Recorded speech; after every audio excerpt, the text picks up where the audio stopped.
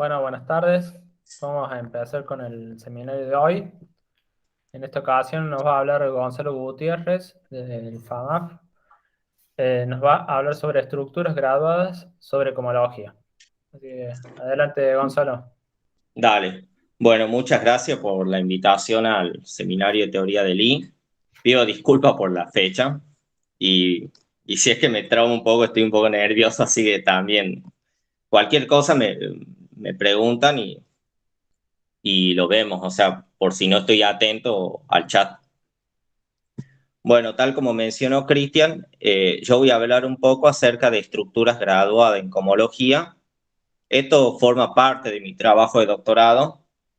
Si bien aquí voy a dar un solo ejemplo para una álgebra particular de toda esta técnica, yo lo estoy tratando para otras álgebras, entre eso el álgebra del I3 paso nilpotente, una suma directa que se llama, esas son como familias nilpotentes cuadráticas y que son pocas, nomás las que hay en dimensiones bajas, hasta 8. Y después con álgebra cuadrática también, pero del tipo soluble, que son las denominadas diamante. Acá solo voy a dar mención al álgebra de Heisenberg. Bueno, entonces para arrancar, primero vamos a mencionar los siguientes conceptos preliminares que tienen que ver con álgebra graduada en sí. Bueno, ¿qué será para nosotros una álgebra graduada? Es simplemente un espacio vectorial graduado. Yo lo voy a denotar con la letra A, esa es una A gótica. Y decimos que es graduada de grado cero si existe una operación binaria sobre esa álgebra que hace lo siguiente, o sea que si yo multiplico algo del grado P con algo del grado Q, me cae en el P más Q. ¿Por qué pongo entre paréntesis grado cero? Porque si hubiera sido grado K, uno lo que tiene es esto, ¿no? Que AP por AQ en realidad caería en grado K más P más Q. Entonces la operación binaria para el álgebra graduada es en grado cero, o sea que te cae igual a cero. Decimos que esa álgebra es superconmutativa si hay una conmutatividad, pero que ahora depende con la graduación. O sea que hay cambio de signos dependiendo de dónde tome los elementos. Si lo tomo en grado P y grado Q, por ejemplo, me quedaría un menos 1 elevado a la P por Q. Y por ejemplo, a ver, yo tengo un ejemplo clásico del producto tensorial. Yo tengo dos álgebras graduadas, entonces al producto tensorial también le puedo dar una estructura de álgebra graduada, donde ahora la multiplicación está dado por los signos de Kosul, se llama. O sea, el signo de Kosul sería todo este término que está aquí. Entonces, ¿cómo se multiplican dos elementos del álgebra? Se multiplican las componentes, las primeras componentes como con la multiplicación de A y la segunda con la multiplicación de B y se tiene en cuenta ese cambio de signo, que ese se llama el signo de Kosul. A esta álgebra graduada en algunas bibliografías se lo conoce como producto tensorial superconmutativo o producto tensorial anticonmutativo también. Eso es porque para denotar que tiene esa estructura de álgebra graduada ahora. Bueno, una superderivación simplemente es una aplicación de A en A, y si decimos que, o sea, vamos a decir que esa superderivación es de grado K, si también cuando yo evalúo la componente P, me lo traslada al grado K más P, o sea, lo traslada a K grados después del P. Y que también tiene que satisfacer una regla de Leibniz, pero que ahora se llama super Leibniz, porque depende del grado o de la derivación, o sea, de ese K que yo tomo ahí. En ese caso, ¿cómo estaría la regla de Leibniz? Simplemente también considera este cambio de signo que está aquí. Toma en cuenta tanto el K que define la superderivación como el grado del primer elemento de la multiplicación donde evalúo. ¿Y qué sería una álgebra diferencial graduada para nosotros? Simplemente sería una álgebra graduada que tiene una derivación de grado 1, tal que cuando hago su cuadrado, eso me da 0.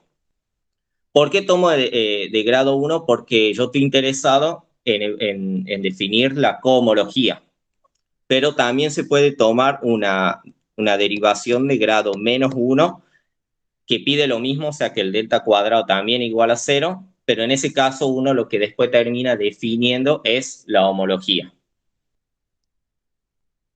Por ejemplo, a ver, un ejemplo clásico de álgebra diferencial graduada es el álgebra exterior generada por un álgebra de Lie. Tomo un álgebra de Lie de dimensión finita, el álgebra exterior, que la denoto como wedge bullet de G, ese es un álgebra diferencial graduada donde la multiplicación está dada por la concatenación en los wedge y el diferencial, el clásico diferencial de Chevalley-Eilenberg en coeficientes triviales, por ejemplo. O sea, en realidad sería no estoy tomando el diferencial de Chevalley-Eilenberg de la cohomología todavía, porque si no es como, ahí tendría que haber aplicado el funtor Ohm a este diferencial para obtener como el otro diferencial. Ahora voy a definir, sigo con los preliminares, voy a definir lo que es un álgebra de Super-Poisson. Y la definición, yo tomo la definición de Cattaneo, que está en la referencia, al final de este seminario voy a dar la referencia. Entonces, ¿qué dice Cattaneo? Que un álgebra de Super-Poisson es simplemente una terna donde tengo una álgebra graduada y dos multiplicaciones.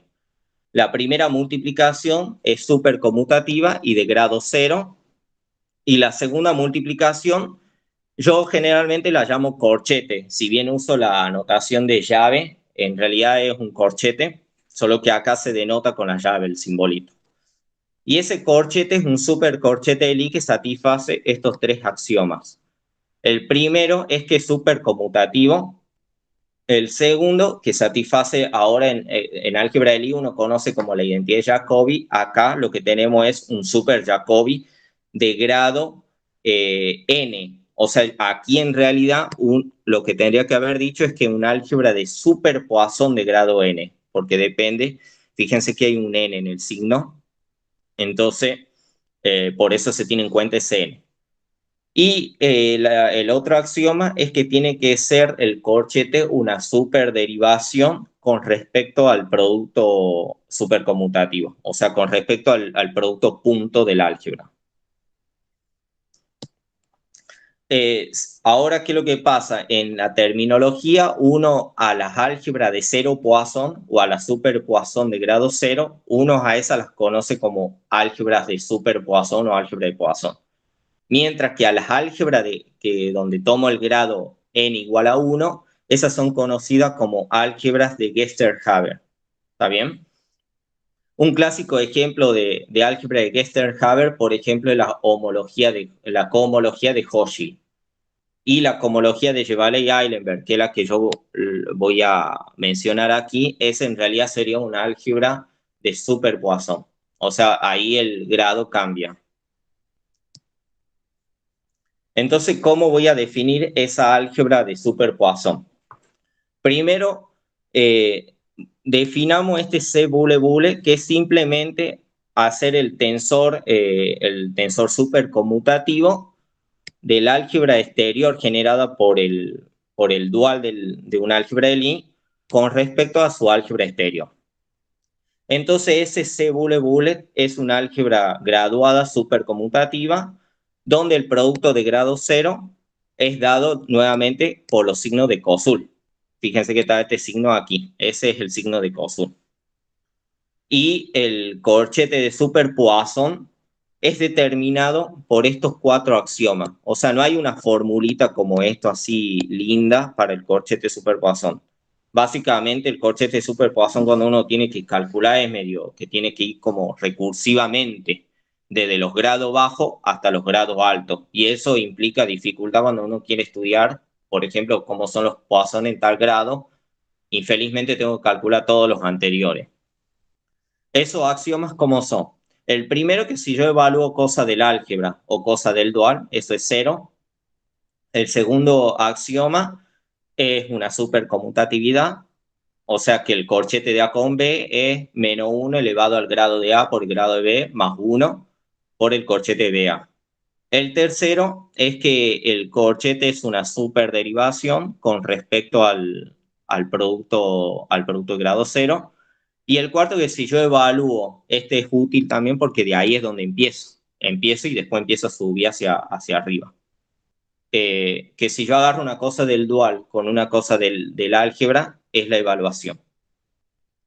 Por ejemplo, a ver, supongamos que tenemos un álgebra de Lie con base xi. X sub i va a denotar la base del álgebra y x supra i la base en el dual, que sería la base dual de la xi. Entonces, si yo quiero calcular, por ejemplo, cuánto da el corchete de Poisson de un elemento x supra i por xk evaluado en un x, es simplemente hacer menos x supra i evaluado en x por xk.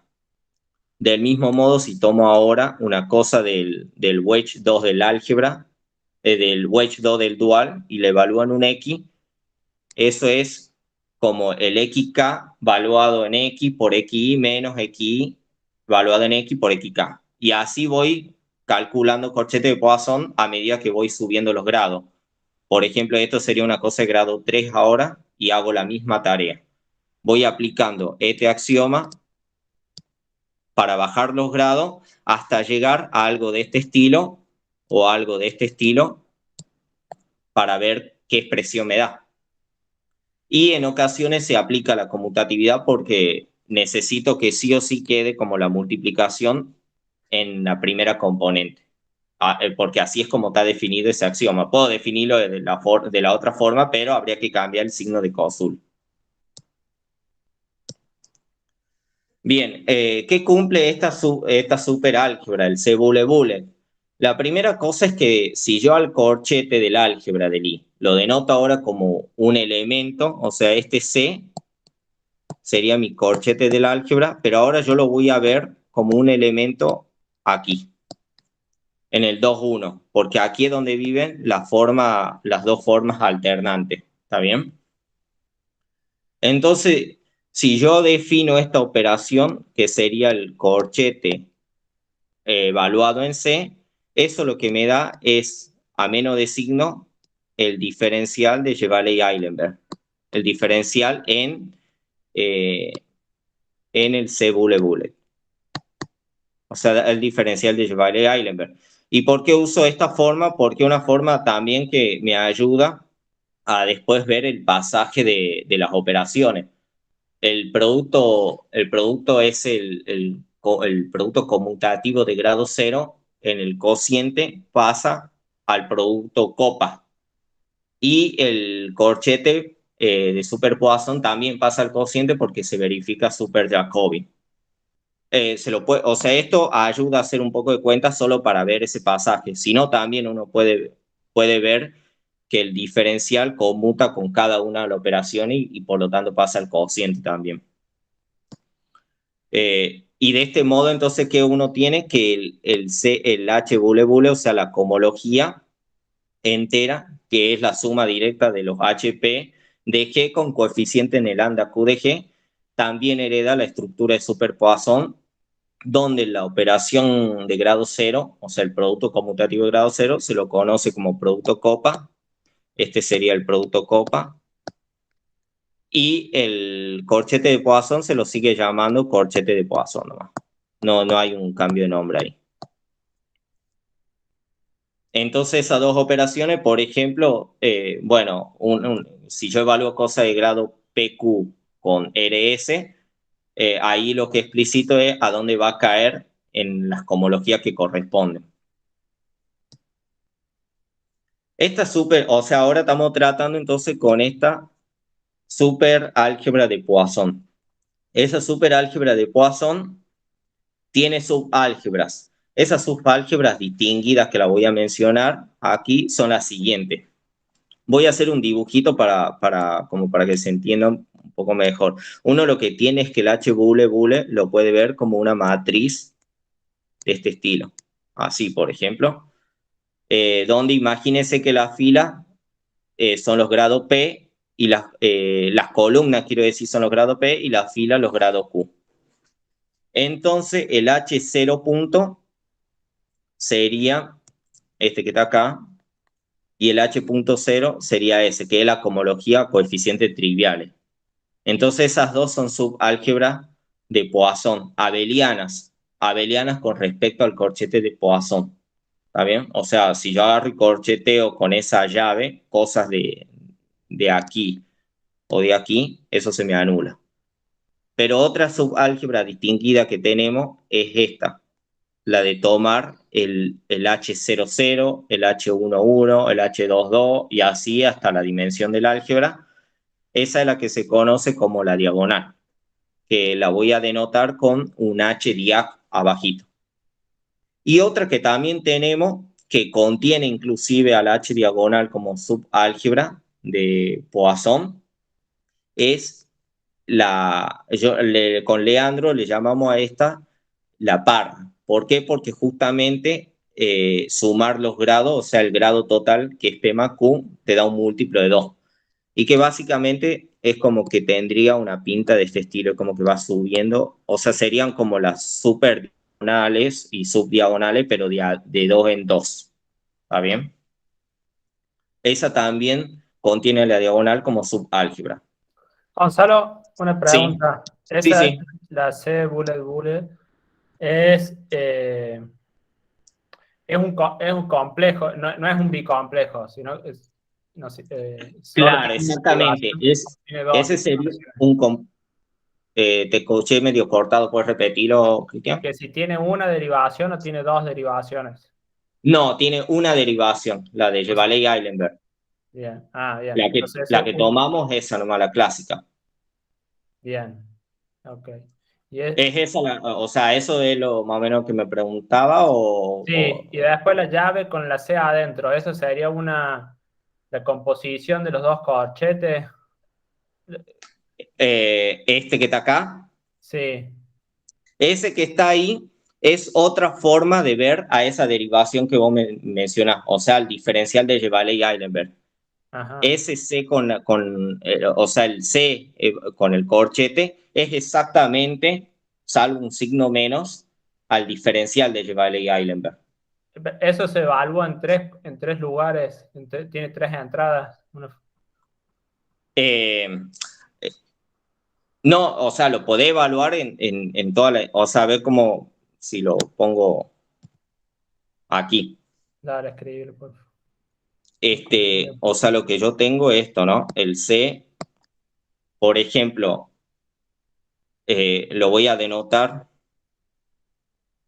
a ver cómo puedo escribir la notación.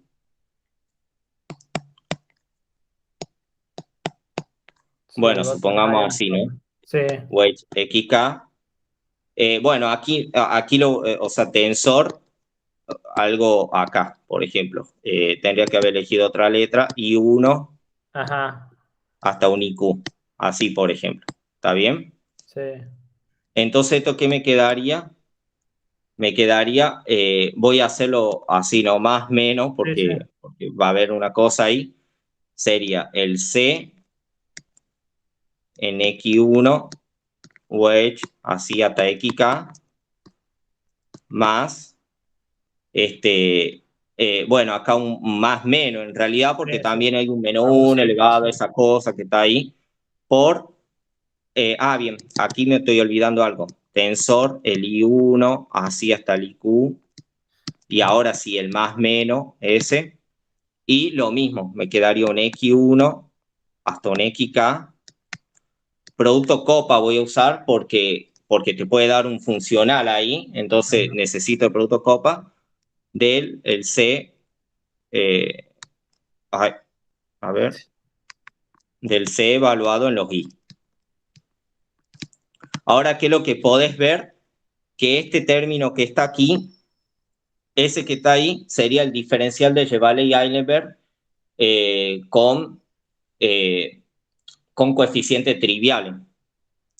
O sea, sería el menos, o sea, sería la sumatoria del... Y ahí te ay, aparece el diferencial. claro, exactamente, o sea, queda medio incómodo ahora porque Sí, sí, no tengo tanto está espacio, pero esto que está acá sería como el diferencial trivial valuado en X1 hasta XK. bien, bien.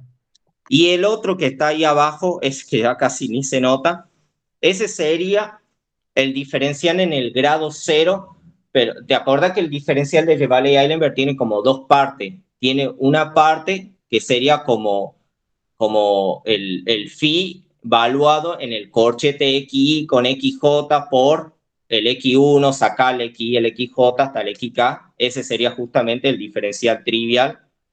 Y el otro sería como aplicar la acción de G sobre este wedge, pero sacando de a un elemento, que sería como el diferencial en el grado cero, le diría yo. ¿Está bien? Bien.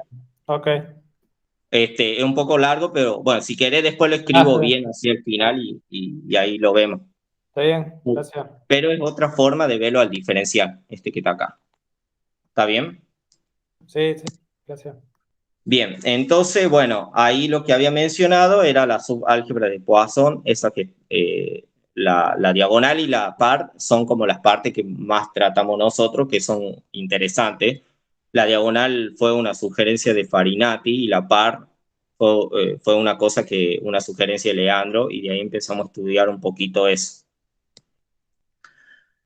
Ahora, ¿qué es lo que pasa? Dentro de la estructura, o sea, lo que uno quiere es, bueno, a ver, tengo un álgebra de Lie, calculo su cohomología, o sea, todo el H bule bule, y quiero reconocerla. ¿A qué álgebra de superpoisson es?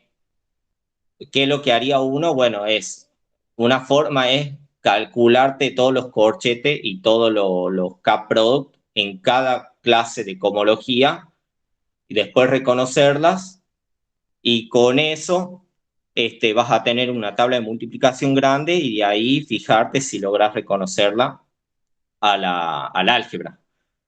Pero otra forma sería lo que yo voy a mencionar un poquito más adelante. De por sí uno ya tiene información de ciertos corchetes. Por ejemplo, la estructura de la estructura de las derivaciones exteriores G módulo o sea, el H punto punto, uno tiene que es un der de G exterior, voy a poner, porque las interiores simplemente no hacen nada, o sea, actúan trivialmente. Es un der de G módulo. ¿Está bien? Pero este der de G módulo uno sabe que es el H11. Es por eso que ahí escribí directamente la estructura de H11 módulo. ¿Cómo recupero esa información? Vía estos corchetes. O sea, evaluar cosas con representante del H11. Y eso me da lo que sería la estructura de der de G módulo. Y por otro lado, esto está relacionado con el primer seminario que había dado. Esto también fue como medio accidentalmente, lo descubrí, y después sí, era eso. Es lo que yo en el primer seminario hablé de la representación central. ¿Qué era la representación central? Un breve repaso. Es una representación de álgebra asociativa del álgebra exterior del centro hacia los endomorfismos de la cohomología. ¿Cómo se definía esta acción central? Bueno, esta acción central es inducida vía los productos interiores. Hago un repaso aquí: el producto interior de un Z valuado en un omega. Por ejemplo, supongamos que el omega tiene grado K. Entonces uno tendría que evaluarlo en K menos un cosa. Es simplemente el omega en Z x1 xk. Bueno, esto le llamamos producto interior, y que en este concepto de representación central en realidad se lo conoce como operación primaria. Eso induce una representación de álgebra asociativa aquí, y por lo tanto el H bule bule tiene estructura de wedge de Z módulo vía esa acción central. Pero también uno sabe que el H bule bule en realidad es la cohomología coeficiente triviales de ese producto semidirecto, que sería el fibrado con tangente, ¿está bien? Del álgebra de Lie. Entonces ahí también yo tengo su representación central. y es la clásica representación, o sea, en coeficiente cero es la representación central como la define Keynes en estos artículos. Esa representación central, a su vez, contiene como subrepresentación a esta que está aquí. O sea, este iota que denote ahí sería en realidad un pedacito de esta acción central. Y eso en realidad también me da corchetes de Poisson. ¿Por qué me da corchete de Poisson? Pues vale la siguiente proposición, que para todo z que yo tome en el centro, el corchete de Poisson de z contra cualquier cosa del H bullet bullet es la operación primaria definida por z. O sea, sería la iota de z valuada en ese omega. Y de manera inductiva, uno después consigue toda la acción central. La prueba de eso se hace también por inducción. Si yo tomo un elemento que vive en el C1Q, o sea, aquí no importa el Q, sino que estoy partiendo de como que tomo una cosa de un funcional por algo, entonces, ¿qué sería el corchete de Z por ese omega? Usando los axiomas de cómo definir el corchete de Poisson, me quedaría que simplemente haber hecho la evaluación en ese omega del Z, que sería justamente por definición el iota z de omega. Luego, por argumento inductivo, como el producto interior superderiva sobre el C bullet bullet, ¿está bien? Y además el producto interior conmuta con el diferencial de Jevaley, entonces lo que consigo, o sea, esto de que conmuta es basta verlo que con monomio en el C bullet bullet vale esto que está aquí también, por inducción. Y por lo tanto de ahí consigo ver que los corchetes de Poisson son efectivamente parte de lo que Keynes definió la acción central. Bien, bueno, ¿cuál es el desafío entonces? El desafío es querer describir la estructura de Super Poisson del álgebra de cohomología. Y eso lo quiero hacer por lo menos para algunas álgebras de Lie. Ya para álgebra de Lie de dimensiones bajas, ya el álgebra de cohomología suele ser un poco grande. Por ejemplo, el del álgebra de Heisenberg es 36, el álgebra de diamante de dimensión 4 es 24, la de la libre es 80, la de libre 3 pasos, nilpotente en 2 generadores, la de la libre 4 pasos, nilpotente en 2 generadores es 200 y pico, y para las de diamante de dimensión 6 ya suelen ser mayor o igual a 250 también la definición. O sea, inclusive para dimensiones bastante bajas, el álgebra de cohomología como que tiende a hacerse grande. Entonces veamos a ver el caso del álgebra de Heisenberg. Esto voy a repasar rápido. El álgebra de Heisenberg de dimensión 3 es el álgebra de Lie que va a tener la base estándar x1, x-1, h0 con corchete trivial, no trivial, x1 por x-1 igual al h0. ¿Está bien? Entonces la descomposición en GL2 módulo del álgebra de Lie está formada por dos submódulos irreducibles. Uno de peso máximo 1 y otro de peso máximo 0. Ahí seguro es media rara la notación porque fíjense que denoté B11. Es porque estoy hablando como GL2. Y GL2, como uno lo puede pensar, como SL2 suma directa a la identidad. Entonces, la primera componente de ese par denota el peso máximo por la acción de SL2. Y la segunda componente es con qué peso actúa la identidad sobre ese módulo. Entonces, el álgebra de Lie tiene esos dos módulos irreducibles y uno sabe que las derivaciones exteriores del álgebra de Heisenberg es GL2. Por lo tanto, si uno calcula cuál es toda la cohomología, el H bullet bullet de esa Heisenberg, te da esta tabla. En esa tabla, por ejemplo, yo lo que estoy poniendo en lista ahí son los diferentes módulos irreducibles que tiene cada componente PQ de la cohomología. Entonces fíjense que exactamente esto que está aquí son las derivaciones exteriores. Ahí vemos al B20 que corresponde al SL, al, a la identidad. No, claro, sí, disculpe, me trabé un poquito ahí. Exactamente, el B20 que corresponde a la parte de SL2, de esto que está acá, y el B00 que corresponde como a la identidad, que sería el otro término de GL2. Y así lo mismo, en esa tabla están explicitados todos los diferentes módulos irreducibles para los HPQ diferentes. Entonces, bueno, a ver, ¿cuál es el objetivo? ¿Será que esta tabla que está aquí, que es la descomposición en SL2, en GL2 módulo, me ayuda a simplificar cuentas para calcular la estructura de Superpoisson? ¿O será que sí o sí me veo obligado a calcular corchete por corchete y copa por copa en todos los elementos del álgebra?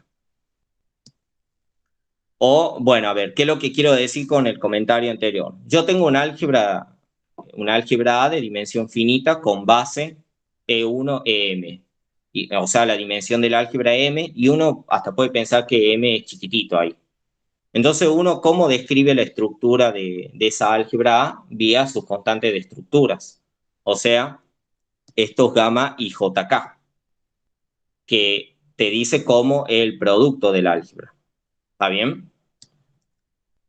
Pero ahora yo tengo, como la tabla anterior, ¿qué pasa si yo tengo también que el álgebra es un SL2 módulo y que lo puedo descomponer en irreducible como esa suma directa? O sea, cada U sub I sería un irreducible. Y ahí el índice, el subíndice no es el peso máximo. Por la duda lo aclaro, ese es una notación nomás. Eso sería algún BK, pero ese que está ahí no sería el peso máximo. Entonces la pregunta es, esta decomposición que está aquí, ¿no me permite de alguna manera poder simplificar un poco las cuentas para después encontrar la estructura de Superpoisson de esa álgebra, por ejemplo? O en este caso, la estructura de superálgebra, porque ahí no hablé de ningún corchete ni nada. O, más concretamente, existen constantes de estructura, que ahora las llamo como 6JK, tal que si yo multiplico la componente, o sea, el módulo I con el módulo J, eso me da suma con respecto a los módulos irreducibles. Y las constantes las denoto como 6JK. Esas 6JK no me sirven como constante de estructuras de algún modo para el álgebra. Y también, si yo tengo esas 6JK, puedo de alguna manera recuperar la info de las gamma y JK, de las verdaderas constantes de estructura, a partir de ellas. Y si con esas 6JK yo también me puedo dar cuenta si el álgebra es conmutativa, asociativa, Lie, super Lie, etc.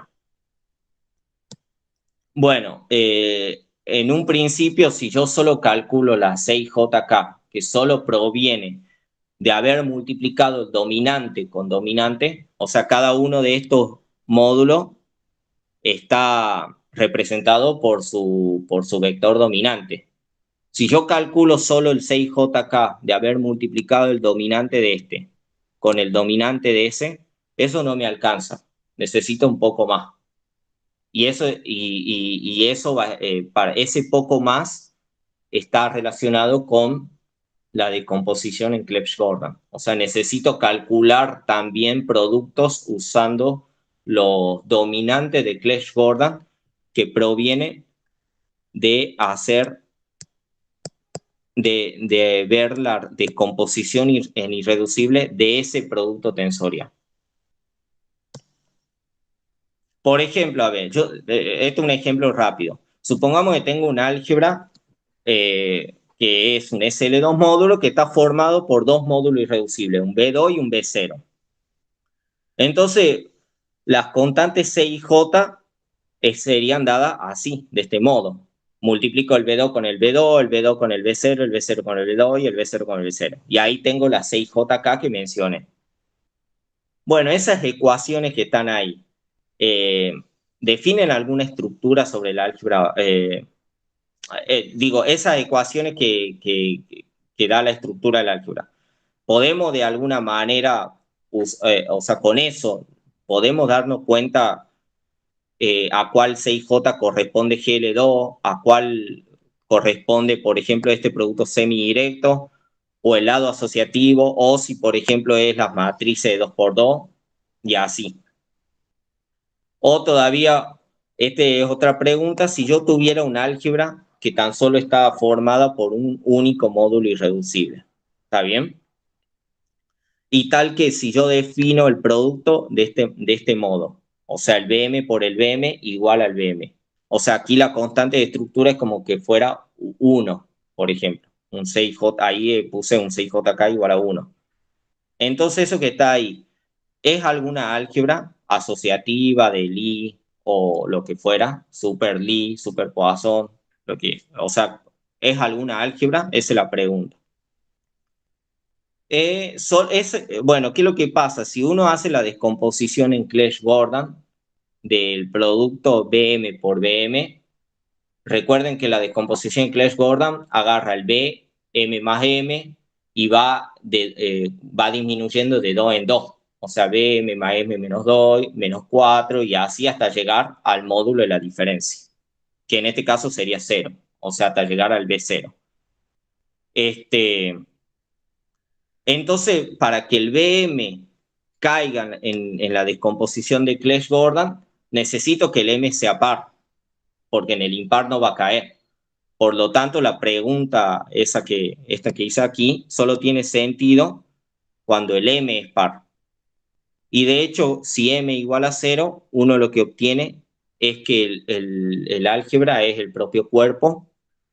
Si hago con M igual a 2, uno lo que obtiene es que el álgebra es L2. Y por ejemplo, con M igual a 6, esto lo hizo un poco más Leandro y después, o sea, lo entendí un poco mejor.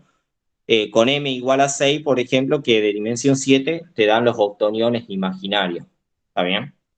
M igual a 4 la hice a la cuenta a mano, pero no la listo acá porque si bien me dio un álgebra que es del tipo conmutativa, pero no asociativa, no la logro reconocer todavía cuál es.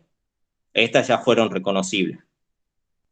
Y encima, esto es lo que me mencionó un poco Leandro, estas dimensiones también están relacionadas con las esferas paralelizables, o sea que son la de dimensión 1, 3 y 7, exactamente. Entonces, hasta fue como interesante ver que en esos casos da cosas que sí se conocen. Entonces, para responder lo anterior, las de las constantes C y J, esas que mencioné, uno lo que necesita es otro concepto. El que necesita es el de G-álgebra. ¿Qué es una G-álgebra? Es simplemente un álgebra A, tal que el álgebra de Lie actúa sobre A por derivación. O sea que el álgebra es un G-módulo, pero por derivación. Un morfismo de G-álgebra es un morfismo clásico, o sea que un morfismo como de G-módulo, no hay nada raro. Y también uno dice que la G-álgebra es simple si lo único ideal, pero que ahora tienen que ser G-invariante, son los triviales. Por ejemplo, voy a dar un ejemplo aquí súper rápido, como para poder aprovechar el tiempo que me queda para el reto. Supongamos que tengo un álgebra, una GL2 álgebra, que tiene un único módulo irreducible, que sería uno de peso máximo 2, tal que la identidad actúa con peso K. Lo voy a denotar como B2K. Entonces hay solamente dos álgebras no isomorfas, dos GL2 álgebras no isomorfas. Una de ellas es el álgebra de Lie abeliana C3. Ahí estoy siendo medio trullo porque como metí álgebra de Lie ahí. Es como que ahora yo al producto también lo veo como un corchete y por eso puedo hablar de álgebra de Lie. Y la otra es la GL2 Lie SL2. ¿Cómo hago para darme cuenta de eso? Bueno, tomo una GL2 álgebra que tiene la descomposición que estoy mencionando, un único módulo de peso 2. Entonces la única forma de producto sería esta o esta que está aquí, o que sea trivial o da el propio B2, ¿está bien? Pues tiene que ser cerrada la multiplicación en el álgebra. El primer caso, esto que está aquí, que es el caso trivial, ese sería como ver justamente el álgebra de Lie, C3, o sea, porque C3 es como hago producto de cosas de C3 da 0. Y la segunda situación es la que va de GL2. ¿Cómo hago para la segunda situación? Tomo un peso máximo, B2K, de este módulo. Entonces, ¿qué es lo que necesito calcular? Necesito calcular 3 productos. Pero como yo pido que se tiene que cumplir esta regla, entonces esos 3 productos tienen que satisfacer esto que está aquí. O sea, el peso máximo multiplicado consigo mismo tiene que dar 0, porque si no daría algo de peso 4 y no tiene sentido en esta álgebra, por ejemplo. En el siguiente módulo de Clebsch-Gordan sería el B2 justamente. Entonces por eso pido que F de B2 por B2 menos B2 por F de B2, que ese sería el dominante de Clebsch-Gordan para ese módulo, me tiene que dar el B2. Ahí pongo 2K porque justamente el peso de la identidad se va sumando. ¿Está bien? Y finalmente el siguiente de Clebsch-Gordan, que sería el de peso 0, ese me tiene que dar 0. ¿Está bien? Acá creo que hay un pequeño error, podría haber sido un B2K, pero bueno, no importa eso.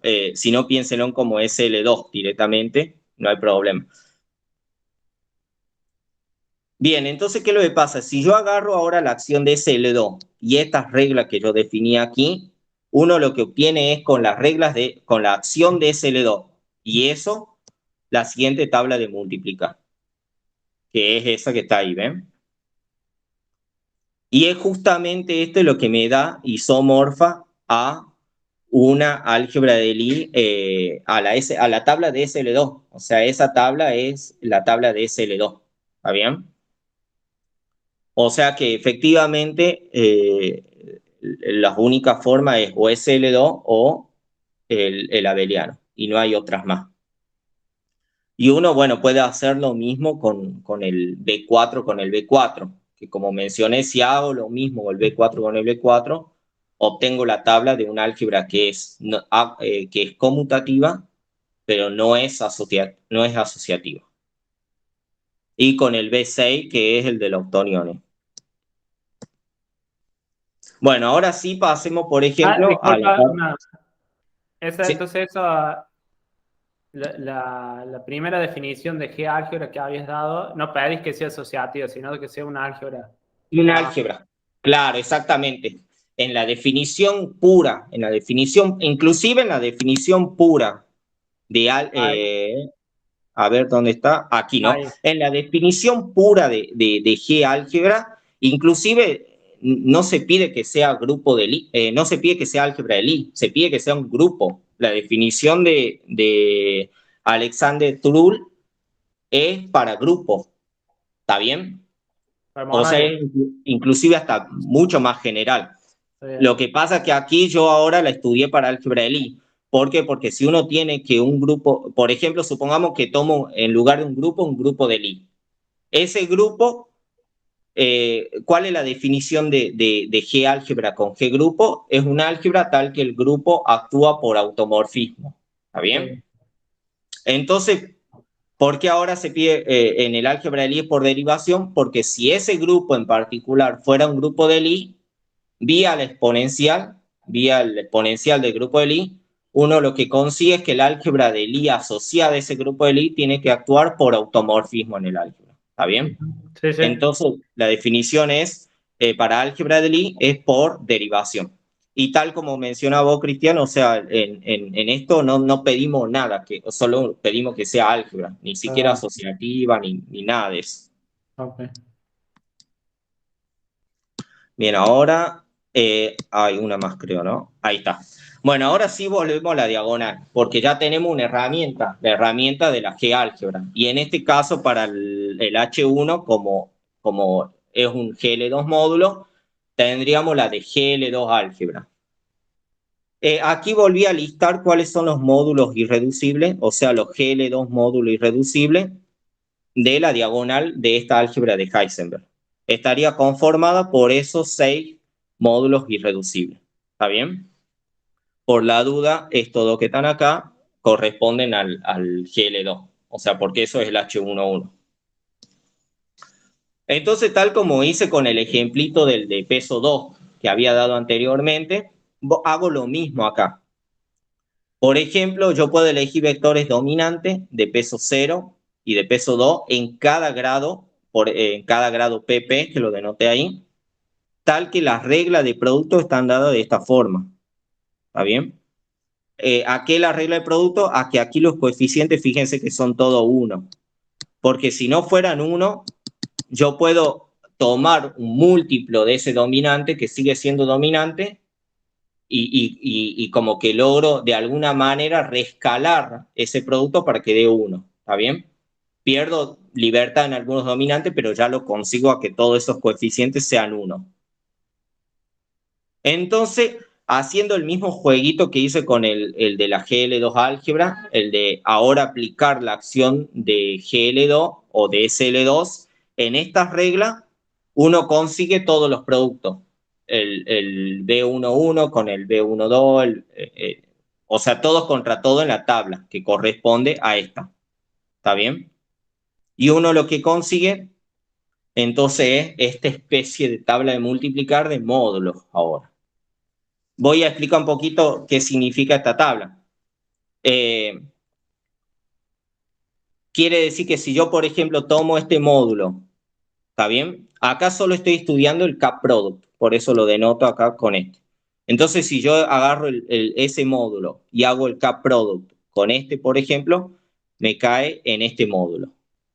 Lo mismo hago, por ejemplo, agarro este módulo y hago el CAP-product con, o bueno, a ver, uno más interesante sería el mismo módulo que tomé, hago el CAP-product con este módulo, eso me cae en este módulo. Y así hice con cada uno. O sea, tuve que ir haciendo producto de dominante con todos los Clash-Gordon y después inclusive reconocer a qué clase de cohomología va a parar eso. O sea, porque te puede dar coborde y es el problema. En un principio hacer producto no alcanza. También necesita toda la lista de coborde para ver a cuál representante de cohomología va a parar. Y así hacer uno por uno. Entonces, uno, ¿qué es lo que, ¿para qué quiero hacer esto? Porque ahora lo ideal sería tener una expresión linda del álgebra, o sea, reconocer a la álgebra o a la GL2 álgebra aquí. Y aquí la GL2 álgebra la puedo reconocer, puesto que yo consigo las siguientes relaciones. El módulo de peso 0 en la componente 1, 1 elevado a la cuarta da 0. El módulo de peso 2 al cuadrado es lo mismo que el módulo de peso 2 al cuadrado, que esto en la componente 1, 1, o sea, esto es el H11. Y si agarro este módulo de peso 0 en la componente 1 y lo multiplico con el otro, o sea, el primero al cuadrado con el otro, eso me da 0. O sea, todo eso estaba restringido como a esta parte, miren. O sea, las relaciones están bien sujetas solo a estas partes, que es la parte de GL2 inclusive. Y ahora, aquí sí, tal vez voy a ser un poco odioso, porque todavía no encuentro bien como una buena notación. Acá, bueno, por ahora prematuramente la llamo X e Y hasta encontrar un buen nombre. Pero si ahora yo a todo ese módulo lo llamo X y a todo el otro módulo lo llamo Y, entonces estas relaciones es como haber escrito que X a la cuarta sea igual a 0, que X cuadrado es igual a Y cuadrado y que X cuadrado por Y es igual a 0. Y entonces el álgebra, el H bule diagonal, visto como GL2 álgebra, es isomorfa a esta álgebra que está aquí. O sea que sería el álgebra de polinomio en dos variables sujeta a esas relaciones. ¿Está bien? Es como que ahora di el H dia, lo di en términos de relaciones y generadores, pero visto como GL2 álgebra. Y eso está bueno porque de alguna manera permite tener descripciones bastante precisas de cuál es el álgebra de cohomología, o sea, qué isomorfa. Lo mismo hago, la misma tarea hago con la par, pero la par ahora le tengo que agregar a la diagonal todas las componentes de grado par, porque la parte par, recuerden que P más Q de un múltiplo de 2, y que para esta álgebra de Lie sería agregar esos 4 módulos irreducibles que los listé ahí. La misma tarea puedo agarrar y elegir dominantes de cada una de estas componentes. ¿Está bien? Y lo puedo elegir de manera tal que ahora valen estas reglas de multiplicación. Y fíjense que ahí no logré rescalar todo lo... O sea, ya no puedo conseguir rescalar de modo tal que todos los coeficientes sean 1. Porque aquí, a ver si tengo otro color. Aquí fíjense que tengo un -3, aquí otro -3 y aquí otro 3. ¿Qué pasa si yo agarro y elijo otro múltiplo del dominante de modo tal que, por ejemplo, la última expresión me quede en lugar del 3 me quede el 1? Lo que pasa es que no voy a poder porque ya perdí grado de libertad con respecto a los otros dominantes. Y eso lo que me va a implicar es que tengo que rescalar otro dominante que ya lo había rescalado y posiblemente ahora esta, en lugar de darme coeficiente 1, me da coeficiente 5. No sé, una cosa así. O sea, directamente ya no puedo rescalar más de lo que rescalé. Eso serían todos. O sea, me quedan algunos, eso es lo que le estamos llamando con Leandro constante de estructuras, porque ya es como que ese número ya queda fijo, por más que rescale el dominante. Y entonces haciendo, acá bueno, en lugar de tener una tabla, porque primero no me iba a entrar en el Beamer, ya era bastante grandecita, en lugar de tener una tabla con los módulos, simplemente usé las sustituciones que las de la X, la Y, que ya fueron dadas anteriormente, y llamé Z1, Z2 a estos módulos y con eso consigo esta tabla de multiplicar. ¿Está bien? O haciendo la misma tarea, donde, nuevamente repito, es como que aquí lo que agarro el módulo que representa la X y hago el producto copa con el módulo que representa el Z1, eso me cae en el módulo de haber hecho el Z2, pido disculpa, el módulo de haber hecho X con Z2, que sería, me vería cuál es la graduación, sería el B... el B00 en la componente, el B13 en la componente 13. Y así voy listando todos. O sea, es como, esta es una notación un poco más corta, pero no son variables comunes. Las variables también es un módulo en sí.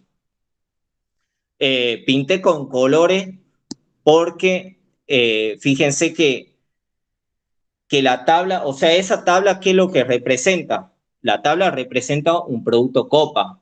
Pero ¿por qué marqué en colores ahí? Porque uno sabe que el producto copa, en la parte par, fíjense que como es par, el -1 elevado al grado de A grado B me queda 1, porque es par justamente. Entonces es como que yo en el producto copa tengo algo conmutativo. O sea, tengo esto. ¿Qué es lo que quiero decir? Uno tiene que A por B, uno cómo estaba definido el producto coma, así, B con A. Pero como es par, esto me queda igual a 1. Por lo tanto, el producto copa en la parte par de esta cohomología es conmutativo. Sin embargo, fíjense que la tabla no es simétrica, porque como tiene si uno tiene un producto conmutativo como la tabla, es simétrica la tabla. Y aquí no, porque fíjense que tengo o sea, tengo como cambio de signo. Tengo un -3, un 3, lo mismo acá. Lo mismo aquí, o sea, los diferencié con colores para que se vean que esos sí tienen cambio de signo. ¿Y eso por qué? Porque justamente esto que está acá no es la tabla común y silvestre, ¿no? O sea, es una GL2 tabla, porque son módulos los que están ahí. Uno tendría que agarrar y ahora aplicar, como hice con el ejemplo, con cada Clash Gordon que te salga, empezar a ver producto por producto y agrandar esa tabla. O sea, ahí conseguí la verdad, como la tabla original. ¿Está bien? Pero con esta tabla ya igual alcanza para codificar toda la información del álgebra. Y de una manera como hasta más útil porque veo hasta los módulos a qué módulo irreducible va a parar. En este caso, la parte par, que me queda como GL2 álgebra, me queda también que es un cociente, donde aquí lo puse con B barra ese simbolito porque no me entraba en el Beamer también. Entonces digo, bueno, lo voy a anotar así para que me entre en el Beamer, donde B es simplemente el álgebra de polinomio en 4 variables, el XY, y ahora le tengo que agregar el Z1, Z2, y las relaciones serían las que me dio la diagonal, esto era lo que había conseguido anteriormente en la diagonal, y ahora tengo que agregar las relaciones con respecto a la Z1 y Z2. ¿Está bien? Entonces así consigo también el álgebra en base a relaciones y generadores. Ahora sí finalizo con esta última partecita, con el producto de Poisson también. Hago la misma tarea. Agarro módulo, producto de Poisson con otro módulo y veo a dónde me cae. Fíjense que esta tablita que es chiquitita acá, ese son los productos de Poisson en la parte diagonal. Y también es como que la tabla te puede engañar, porque uno diría, che, pero el álgebra de Poisson en la diagonal es un álgebra de Lie. ¿Por qué entonces acá te da algo que es no nulo? Porque, repito, nuevamente, aquí estamos tomando módulos, ¿no? Es como que esto en el fondo representa que el B2 corchete con el B2 me cae en el B2. Oh, a ver, me cae en el B2. Y eso acá con el ejemplito que había tratado, uno ¿qué hace? Uno lo que hace es que el B2 corchete con el B2, eso me da 0. Después el F del B2 con el B2 más la otra parte da tal cosa y así lo mismo con el otro. ¿Está bien? Y con eso sí, cuando yo agarro, construyo con esta única componente, a cuál es la tabla, ahí sí me da 0, donde tiene que dar 0, y no nulo, donde da no nulo, y que eso encima corresponde a un SL2. Ese pedacito es el mismo del ejemplo cuando había mencionado el de un único módulo, es un SL2. Acá tenemos otro SL2. Y entonces esto es como que esta tabla en el fondo representa que la diagonal es isomorfo a SL2 producto semidirecto SL2 para la diagonal. Y lo mismo finalmente lo agrando ahí, ahí. Hago lo mismo con el corchete de Poisson de la parte par y me da esa tabla. Y esa tabla, así como la ordenamos con Leandro, o sea, nos dimos cuenta de que haciendo con esta tabla, con la GL2 tabla, recuperando la tabla original, lo que uno consigue es que es un S3, un SL3 producto semidirecto SL3, donde este que está acá sería la primera parte del SL3. Y el otro, fíjense que esta parte de aquí es como haber agarrado y multiplicado por X. O sea, como haber agarrado toda esta parte y haber hecho la multiplicación con X. Eso después cuando uno hace como la tabla original, consigue ver que es la parte par es isomorfo a un SL3, producto semidirecto a un SL3. Bueno, ya es un poquito laborioso con esta. Infelizmente con las otras que tengo de dimensión un poco más grande me está dando un par de dolor de cabeza porque porque repito, es como que yo voy haciendo corchete de Poisson contra corchete de Poisson, y después el problema no es el resultado, el problema es que te puede dar una cosa y que no detecta a cuáles clases de cohomología va a parar ese resultado. Y para detectar la clase de cohomología necesita toda la lista de cobordes y empezar a ver con cuáles cobordes, es como que a cuál representante de cohomología más coborde te dio lo que te dio. Y así con cada uno. Entonces, ¿qué es lo que pasa? Lo que ayer observé también, o hace poco día, porque ¿qué es lo que tengo? Yo tengo una herramienta también que es la dualidad de Poincaré. Infelizmente, la dualidad de Poincaré para el caso del K-product no anda. O sea que la dualidad de Poincaré, básicamente que el HP es isomorfo a un HN-P. O sea, estoy diciendo medio trucha ahí, pero sería como eso, más o menos. El HP isomorfo al HN-P. Entonces, ¿por qué es que quiero usar eso? Porque yo podría agarrar en la computadora y como calcular hasta la mitad del proceso y ver si con eso recupero info, para ver cómo puedo encontrar todo lo que no calculo. Bueno, lo que había observado es que con el K-Product no anda, pero con el corchete de Poisson sí está andando. Porque, ¿qué le pasa? A ver, le doy un ejemplo. Este módulo que está acá, o sea, este I, ¿cuál sería cuál sería su dual vía la dualidad de Poincaré? Este que está aquí. Y fíjense que si yo agarro I con I, eso me da algo que no es nulo. Eso me está implicando que en su dual también me tiene que dar algo que no nulo. Lo que no detecto bien todavía es la constante. Acá sí justo da 4. Pero a ver, doy otro ejemplo. A ver, el Z1, a ver, bueno, ahí el Z1, su dual sería el X con el Z1. Entonces, si hago, por ejemplo, X con el Z1 me da algo que no nulo. Y eso me implica que en su dual también me tiene que dar no nulo. Entonces, eso está bueno para recuperar también la información de los corchetes de Poisson que no calcularía. O sea, bastaría para solo calcular Poisson, bastaría hasta la mitad. ¿Por qué me di cuenta de esto? Porque en realidad lo que sí conozco yo es que la acción central sí respeta la dualidad de Poincaré. Y entonces, ¿qué es lo que pasa? Con la acción central, yo computo hasta la mitad y el resto lo saco por dualidad. Y como en realidad la acción central sería como corchete de Poisson, pero en grado cero, como que ahora entré a la conclusión, ¿será que es posible también para otros grados diferentes de cero que respete dualidad de Poincaré? Y parece que sí.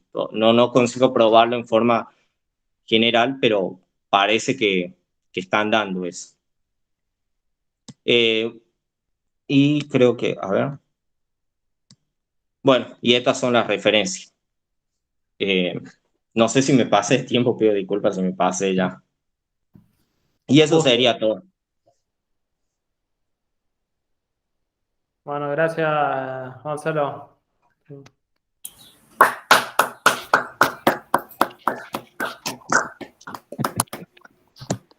Ah, bueno, Sí, no sé si hay preguntas. eso, preguntas, comentarios.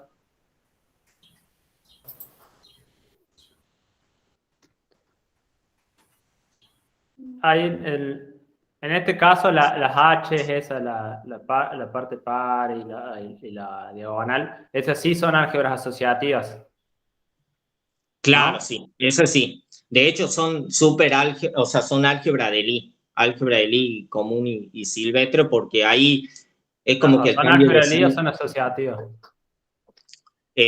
No, acordate que tenés dos productos, ¿no? Tenés el Ah, K-product y también ah, tenés el corchet. el Con el coche. K-product son asociativa y conmutativa. Y con el corchete son álgebras de Lie. Y, Álgebra de Lie y son de clásica. dimensión finita. Y son de dimensión finita, sí.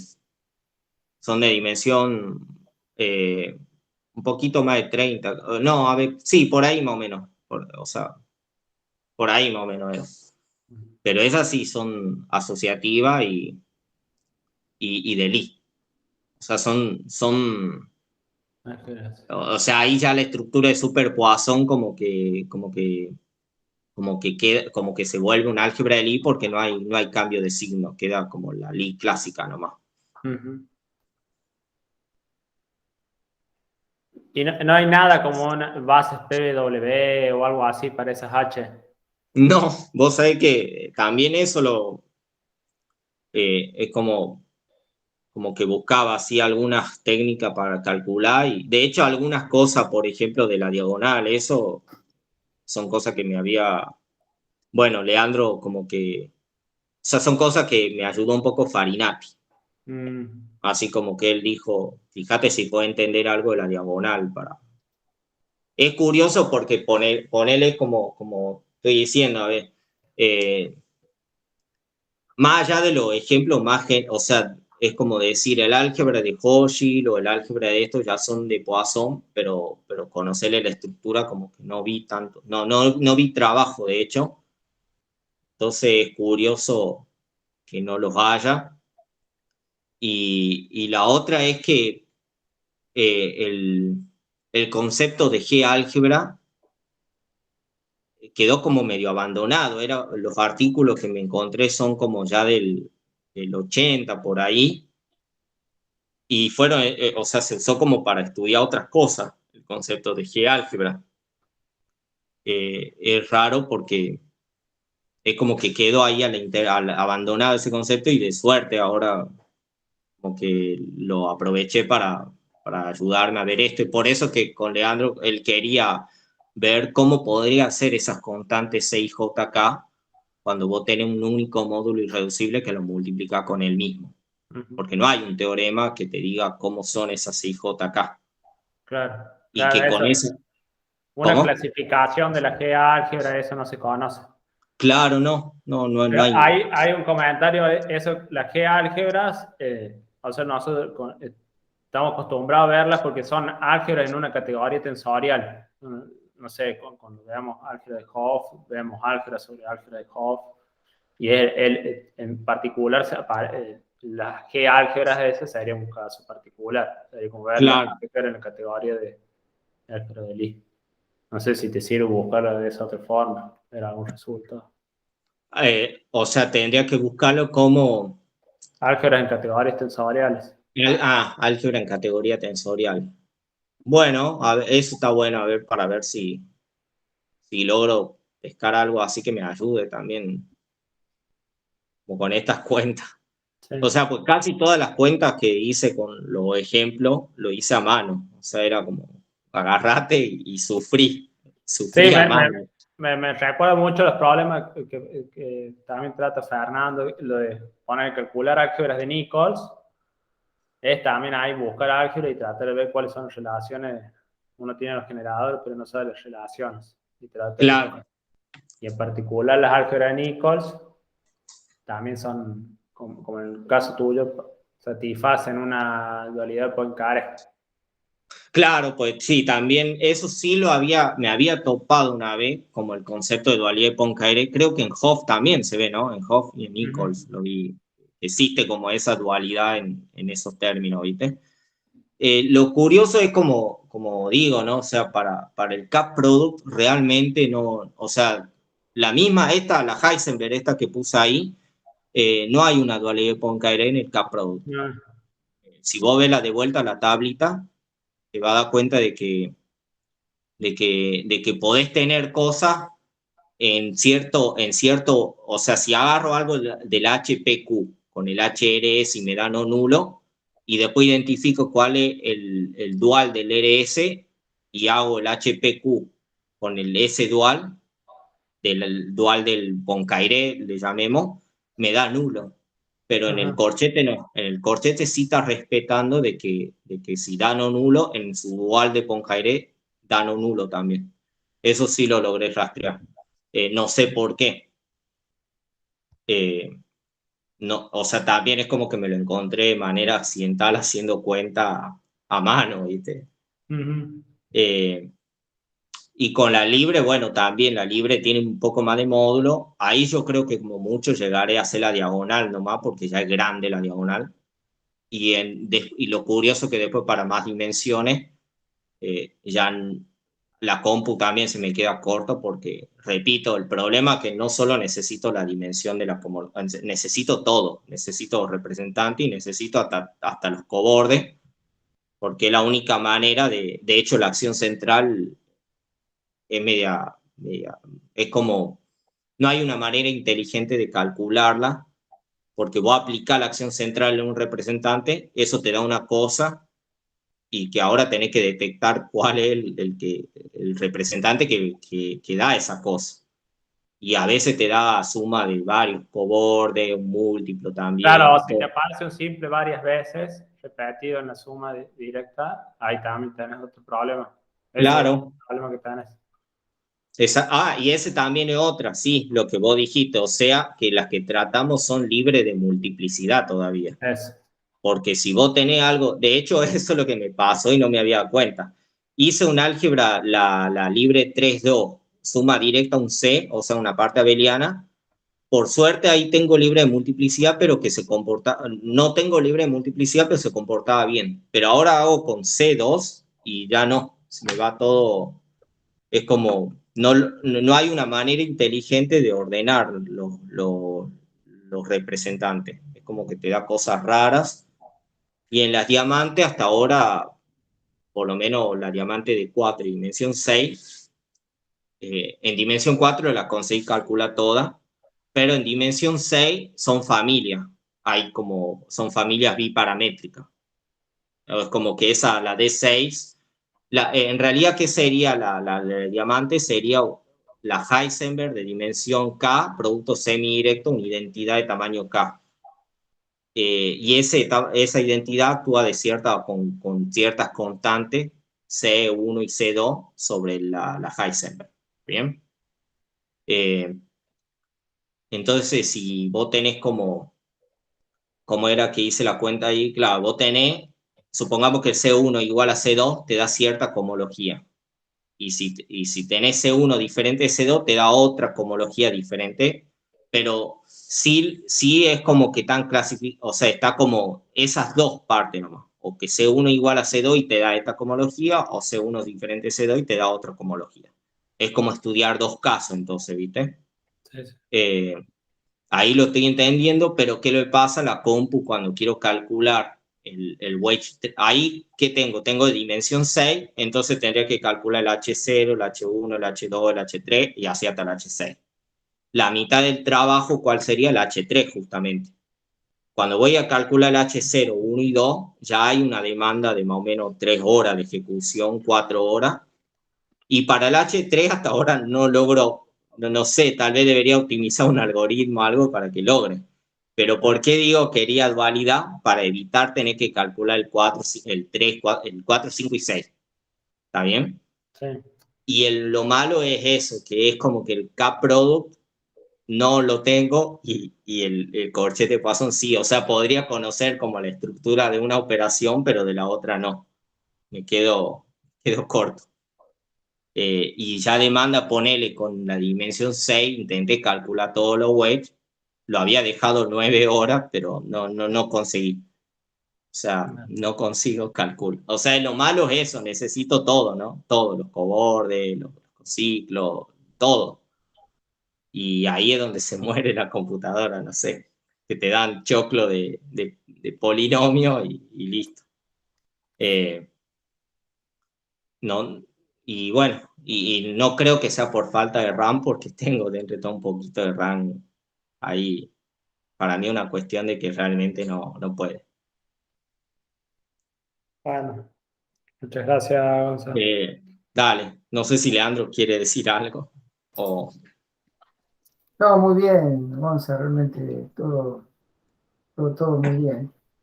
Eh, Insisto recién vos le decías a Cristian de que la estructura de este Poisson consta de una estructura que es súper conmutativa y una estructura que es súper Lie. Es como que no sé si aplica demasiado el Poincaré-Birkhoff-Lie, ¿no? Porque para la parte que es asociativa es conmutativo esto, súper conmutativo. Entonces, no sé, pero ya vos dijiste y recordó, estos son álgebras, son son superálgebras de Poisson que comparten estas dos estructuras de dimensión finita. No sé si pega del todo eso. Claro, o sea, a ver, por la duda, si no quedó claro, viste en las dos tablitas que mencioné, cuando dice la diagonal, la parte diagonal en la parte asociativa sería CXY cocientado con esas relaciones que me dio ahí. Eso es con el K-product y con el corchete Poisson es como que da SL2, producto semidirecto de SL2. Y ahora lo mismo hacía con la otra parte. Me olvidé de mencionar eso anteriormente, creo que... Sí, perfecto. Bueno, otra pregunta, comentario. Si no, le agradecemos a Gonzalo. Muchas gracias, Gonzalo. dale, gracias, Gil.